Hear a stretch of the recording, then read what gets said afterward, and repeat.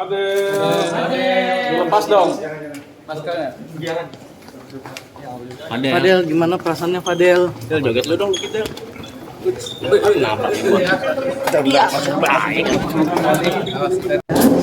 Pertama kali kasus yang dilaporkan oleh NM, kemudian kita memeriksa saksi-saksi yang jelas, mengumpulkan barang bukti, lanjut juga dari semua yang sudah kita periksa, lanjut saksi terlapor sudah kita periksa kemarin, kemudian jatuh lagi kita status alih tersangka, ya.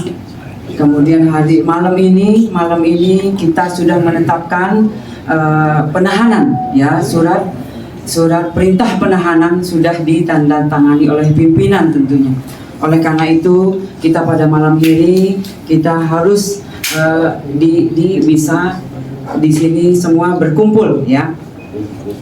Kemudian dasar-dasar yang menjadi acuan kita yaitu dasar laporan polisi nomor LPB 2811 Romawi 11 2024 Polres Metro Jakarta Selatan pada tanggal 12 September 2024. Kemudian waktu kejadian sejak bulan Januari 2024 sampai dengan diamankan anak korban di rumah aman, ya. Lanjut untuk TKP apartemen Lexington, oke? Ya, TKP, kemudian ada 2 TKP di Lexington dan apartemen Bintaro Park View yang beralamat di Pesanggerahan Jakarta Selatan. Lanjut korban, anak korban yang berinisial LM, perempuan 17 tahun. Lanjut kemudian kemarin sudah ditetapkan menjadi tersangka berinisial VAB, laki-laki berumur 20 tahun. Kemudian nanti kronologisnya sebelah saya adalah Kanit PPA AKP Citra. Mohon izin Mbak untuk melanjutkan kronologisnya yang jelas dari tahap demi tahap, ya. Kanit PPA dan anggota dari PPA terutama sudah bekerja sesuai dengan SOP. Ya. Ya baik, terima kasih. Selamat malam. Kami dari unit PPA Unit 6 Satreskrim Polres Metro Jakarta Selatan di bawah pimpinan Kasatreskrim Unit Komisaris Besar Polisi Ardian Satrio Utomo SIK. Kita berhasil melakukan penahanan terhadap tersangka tindak pidana persetubuhan dan atau pencabulan dan atau aborsi tidak sesuai ketentuan, ya, yang sebagaimana tadi dasarnya sudah disampaikan oleh Ibu Nurma. Kemudian ada pun kronologis kejadiannya itu pada bulan Januari 2024. Pelapor yang bernama NM yang merupakan ibu korban menjelaskan bahwa anak korban LM berpacaran dengan terlapor VAB.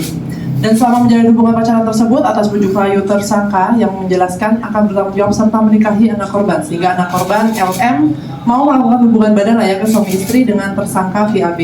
Dan dari hasil hubungan tersebut, anak korban LM diduga telah mengalami kehamilan serta anak korban LM dipaksa untuk menggugurkan kandungannya oleh tersangka VAB karena perbuatan tersangka VAB tersebut tidak mau diketahui oleh keluarganya. Hal tersebut dikuatkan berdasarkan keterangan dari saksi, kemudian hasil visum, kemudian keterangan ahli dokter. Atas kejadian tersebut, pelapor sebagai ibu kandung dari anak korban LM merasa dirugikan dan melaporkan ke Polres Metro Jakarta Selatan.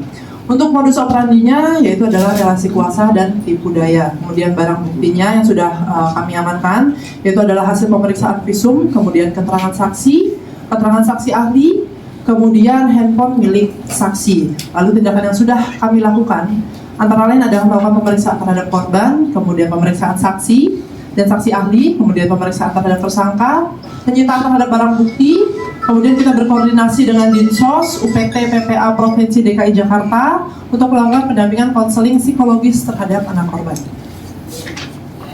Kemudian selanjutnya kita melakukan koordinasi juga dengan Peksos untuk melakukan pendampingan asesmen anak korban. Kita juga sudah melakukan pemeriksaan laboratorium forensik digital, sudah melakukan uji lapor darah anak korban di Barreskrim Polri, kemudian melakukan pemeriksaan ahli forensik objin dari RSCM. Kemudian kita juga melakukan pemeriksaan ahli pidana. Lalu rencana tindak lanjut selanjutnya kita akan melakukan penyusunan berkas perkara, kemudian kita akan mengirimkan berkas tersebut ke JPU. Ya. Baik, terima kasih buat Ibu Kanit PPA Polres Metro Jakarta Selatan. Mohon izin rekan-rekan, mungkin ada yang bisa ditanyakan. Ya. Ada berapa kali dugaan persetubuhan yang dilakukan oleh PA? Untuk itu yang jelas sudah beberapa kali itu diduga, ya, diduga dilakukan oleh VA. Untuk sementara ini masih kita semua kumpulkan, jelas untuk mengumpulkan semua barang bukti dan keterangan itu untuk melengkapi berkas yang ada. Ya, ada lagi?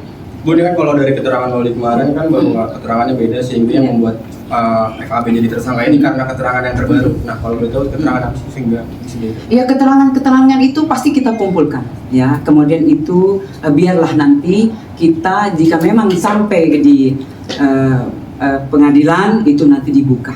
Ya, Ya, artinya apakah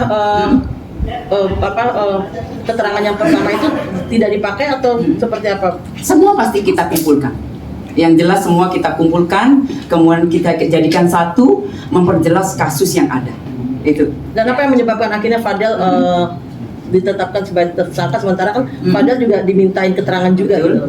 Betul. Artinya apakah keterangan dari Fadel itu tetap dipertimbangkan atau gimana? Ya, kembali lagi. Semua keterangan untuk memperjelas kasus yang ada pasti kita kumpulkan. Oleh karena itu, alat bukti jelas dari keterangan saksi, kemudian dari keterangan ahli itu yang memperjelas. Ya, itu.